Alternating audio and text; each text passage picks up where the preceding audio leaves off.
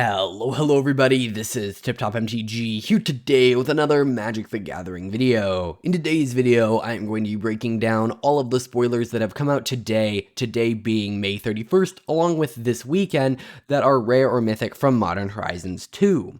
I'm going to be trying this as a new kind of thing. Normally I cover all of the spoilers, but today we're just going to be looking at the rares and mythics. Let's just jump right into this.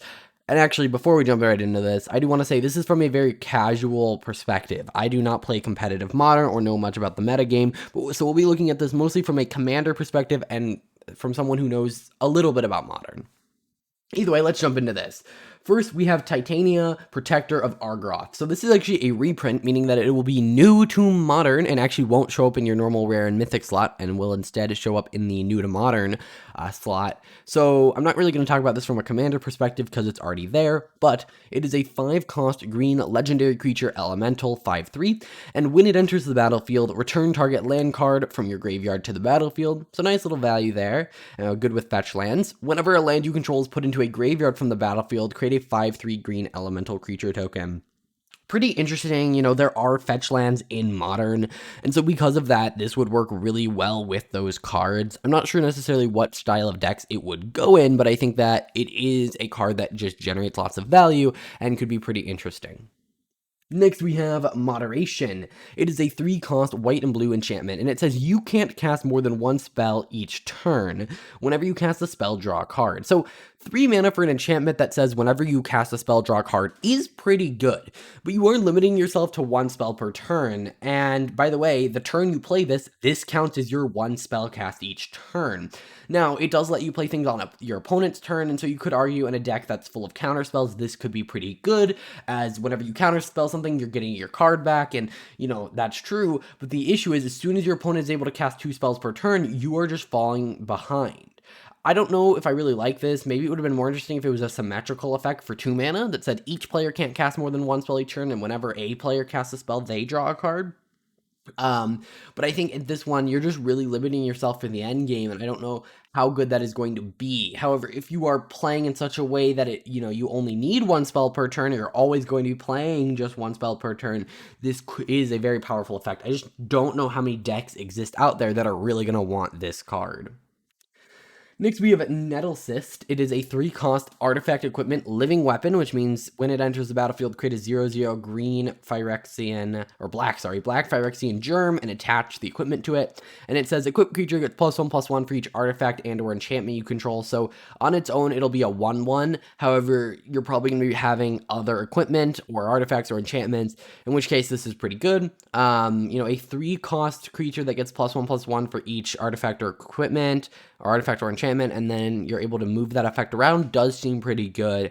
I just don't know, again, what style of deck is really going to want this, but I guess if you are in those heavy, equipment decks, especially in Commander, this could be a pretty interesting one to have, especially because Equip 2 isn't wildly expensive.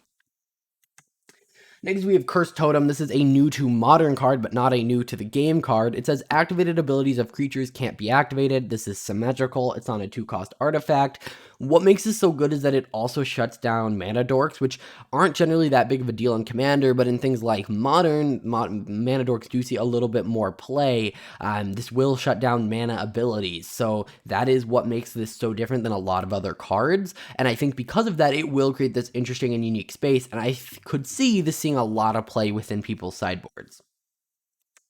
Next, we have Archon of Cruelty. It's an 8-cost black creature Archon 6/6 with flying. It says whenever it enters the battlefield or attacks, which, by the way, something that is expensive, but when it ETBs has an effect is generally pretty good because it means it doesn't have to stick around to generate value, but if it does, it gets more.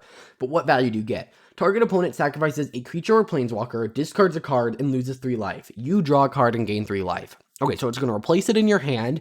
You're also going to make your opponent discard a card and sacrifice a creature. This is a pretty good card, but I don't really see this seeing play in Modern outside of maybe some sort of reanimation target. This seems really good to reanimate. You know, if you are reanimating it with something that only lets it stick around for a turn, you are getting that value of entering the battlefield. You know, it's a removal spell. It is, you know, a way to kill your opponent, and it makes them discard cards all the while you're drawing cards and gaining life. So this does a lot, but it is also very expensive. So I think you need to be in that very specific, you know, I'm going to cheat this out into play kind of deck in order to really make this work. Next, we have Soul Talisman. It is an artifact that has no mana cost, and you can suspend it for 1 mana, and it has to spend 3, and it taps for colorless, colorless. So it's essentially a soul ring that enters the battlefield 3 turns later. So when we think about this, let's think about Commander. You know, turn 1, you suspend this for 1, and then turn 2, turn 3, turn 4. So you get this turn 4, meaning you technically could cast your 6-drop Commander on turn 4. So I don't think this is an auto include in every deck. I think it is pretty good. However, a lot of the explosiveness of Soul Ring is, oh, turn 1 Soul Ring, meaning turn 2 you have 4 mana. You know, it's not that hard that by turn 4, the green player already has 6 mana. Now, I could see an argument for playing this in a deck that has a 6-drop commander. Getting that out 2 turns early is no joke. So I could see a lot of decks that have more expensive commanders maybe pushing to play this card, or commanders where if you get it out on turn 4, it's really good. But I do think, obviously, you know, Soul Ring is obviously just a better card. But again, you really can't compare to Soul Ring. Soul Ring is a busted card. So I think that this is powerful, but I don't think every deck is going to want to run it. Next, we have Bloodbraid Marauder. And by the way, that's a good thing. If there is a card that's printed that every deck is going to run, I don't think that's a good design. Either way, this is a 2-cost red creature, human berserker 3/1, and it can't block. So it's a 3/1 for 2 that can't block, and then it has Delirium. This spell has Cascade, as long as there are 4 or more card types among cards in your graveyard. Alright, Cascade on low CMC things is really good because it allows you to kind of be very selective on what you're getting. For instance, this only gets 1 and 0 drops with that Cascade, meaning that you're able to combo into things. And we're going to talk a little bit more about Cascade here in a second. Next, we have Dothi Voidwalker. It is a black creature, Defy Rogue. And it's a 3/2 with Shadow, meaning it can only block or be blocked by creatures with Shadow, so pretty much unblockable. Although it can only block, you know, it also can't block, basically. If a card would be put into an opponent's graveyard from anywhere, instead exile it with a void counter on it. Tap, sacrifice Voidwalker, choose an exiled card an opponent owns with a void counter on it. You may play it this turn without paying its mana cost. So you're saying, hey, you know, this seems really good for stuff like in a mill deck. For instance, if you mill your opponent 5 and they mill an Eldrazi Titan, not only are you exiling it, making sure you're not giving them value for milling, because a lot of the time mill decks face the issue of, hey, my opponent likes to have things in their graveyard. What do I do now? This kind of stops that. And then it also says, hey, if you're trying to cheat big things into play with a Reanimator style deck, I actually get to do that. And it doesn't cost any mana to do that. It only requires you to tap, meaning it has to stick around for 1 turn. So I actually think this is a really good card. It's also a 3/2 kind of unblockable for 2 that also has this really good ability. So I think this could make some big impacts. Any great kind of graveyard hate can be really powerful in lots of different formats. And then the fact that this also says, hey, I get free stuff, it seems really good. It also, by the way, doesn't just work from milling. It works from the battlefield. It works from a lot of different places. So pretty cool. Next, we have Chitter Spitter. It is a 3-cost green artifact. At the beginning of your upkeep, you may sacrifice a token. So that can be a creature token, an artifact token, any type of token, an enchantment token. If you do, put an acorn counter on Chitter Spitter. Squirrels you control get +1/+1 for each acorn counter on Chitter Spitter. And then pay a green tap, create a 1/1 squirrel. Okay, this seems kind of crazy to me. Think about it like this. Every turn, for 1 mana, you can give all your squirrels an additional +1/+1, or create another squirrel. Because, you know, you can tap it to create a squirrel, and then sacrifice that squirrel to put an acorn counter. So this literally says, you know, pay a green, basically sacrifice a land at the beginning of each upkeep, your squirrels get 1 bigger. Okay, that seems really good. And you can also choose to kind of make all your squirrels kind of 1 smaller to create another squirrel. So if you don't have squirrels to take advantage of this, this seems like a crazy card. And maybe I'm just like misimagining this, but this seems kind of broken almost. I mean, like, I would sacrifice a land to make my creatures get 1 bigger every turn, and then also have the ability to create those creatures. So this seems really good. Also, you're getting the death triggers on these squirrels, so maybe your deck cares about that. This just seems crazy to me. Next we have Riptide Laboratory. This is actually a reprint from Jumpstart. You're seeing the Jumpstart version because it was spoiled in another language. You can tap and add colorless, or you can pay 2 and return target wizard you control to its owner's hand. Pretty good. I mean, if you're running lower mana, like color decks, this isn't that big of a deal to run. And then it also allows you to repeat ETBs, protect your important creatures. Pretty cool. So this is new to Modern, but not new to the game. Next, we have Thought Monitor. It is a 6 and a blue artifact creature construct 2/2. So you're getting a 2/2 for 7, but it has affinity for artifacts, meaning that it costs 1 less to cast for each artifact you control. So you will often be casting this for just a blue with flying, and when it enters the battlefield, draw 2 cards. Pretty good. I mean, if you can flicker it, bounce it back to your hand, it seems pretty awesome. I think you're happy. You know, if you have 3 other artifacts, this is essentially a divination on a creature, which is did I say 3? I mean 4. You need 4 other artifacts, which doesn't seem that crazy. I do think you definitely need to be in an artifact deck to run it, but if you are, this seems pretty good. And I think that there are a bunch of decks that are going to want to run this. Next, we have this card, which can be translated into Scythus, Hand of the Harvest. It is a green and a white for a legendary enchantment creature nymph, 1/2, and it says whenever you cast an enchantment spell, you gain a life and draw a card. Very generically good. I mean, play a spell, get another one. You are turning all your enchantments into cantrips that are also helping you. So I think this card is crazy. We have cards like this, but I think this might be the first one in Selesnya at such a low mana cost. It itself is also an enchantment, which does give it that little bit of an advantage. Next, we have this card, which can be translated into Search the Premises. It is a 4-cost white enchantment. Whenever a creature attacks you or a planeswalker you control, investigate, meaning you create a clue token that has pay 2 mana, sacrifice this to draw a card. So that says whenever a creature attacks you or a planeswalker, meaning if 5 creatures attack you, you're creating 5 clue tokens, which, by the way, are 5 artifacts.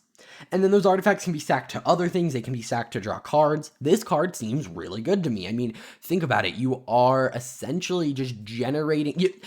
in Commander, it seems amazing. Your opponents are not going to attack you, and they might if they're going to kill you, but it does buy you enough time to then maybe use and get ahead of your opponent. And if, you know, they're not going to attack you with just one thing. It's like, there are often times where you're thinking, where you have an opponent that's like, oh, I have this 2 damage I can send at someone. Who am I going to send it at? They're probably not going to send it at you. And instead, you'll just get swung out at when it's your time to die. And hopefully by that point, you have gotten your board wipe or your way to save yourself. So I actually really like it. Then we have a reprint of Chainer, Nightmare Adept. So this was in a Commander product. This is a 4-cost black and red legendary creature human minion 3/2, and it lets you discard a card, and you may cast a creature spell from your graveyard this turn. Activate only once each turn. So just good value. You're able to kind of replace one of the cards in your hand with a creature in your graveyard. And then whenever a non-token creature enters the battlefield under your control, if you didn't cast it from your hand, it gains haste until your next turn. So essentially, the creature that comes out from your graveyard is going to have haste, but also if, you know, you manage to cheat creatures out in other ways, take creatures from your graveyard, they're going to have haste, which is a pretty interesting idea and cool, and could maybe go in those reanimator decks in Modern. Next, we have this card, which is Shardless Agent. So this is a 3-cost blue and green artifact creature 2/2 with Cascade. So we were talking about Cascade earlier on a 2-drop. This is Cascade on a 3-drop, meaning you can go search for those 0, 1, and 2-drop kind of combo pieces, or these cards that you know you're going to hit that are really, really good. You know, Cascade on a 7-drop is cool, but you could hit so many different cards. When you have Cascade at such a low mana cost, you can essentially guarantee you're hitting a specific card, which means that you are getting amazing value out of this, and I think this will be a high impact card. I just want to mention it is being printed at rare, not uncommon. And next we have this card, which can be translated into Necrogoyf, which is, you know, Tarmogoyf. This is Necrogroyf. This is a 5-cost black creature, Lurgroyf. It is a star 4 power toughness, sorry, and its power is equal to the number of creatures in all graveyards. And then at the beginning of each player's upkeep, that player discards a card, including you. And then it has madness 1 black, meaning if you discard it, you can pay 3 mana for this. 3 mana for this seems crazy, and the fact that you might be running this in a Madness deck means that, you know, you're going to have this discard outlet, but you can actually play your cards you're discarding. So in a Madness deck, this seems insane. Otherwise, it seems okay if you're trying to run people out of cards. Maybe you're in that Reanimator style deck that wants things in the graveyard anyway. I could see this going in a lot of different shells. Either way, guys, that is it for this video. I hope you guys enjoyed. If you did, hit that like button, subscribe, and I will see you guys in the next one. Bye.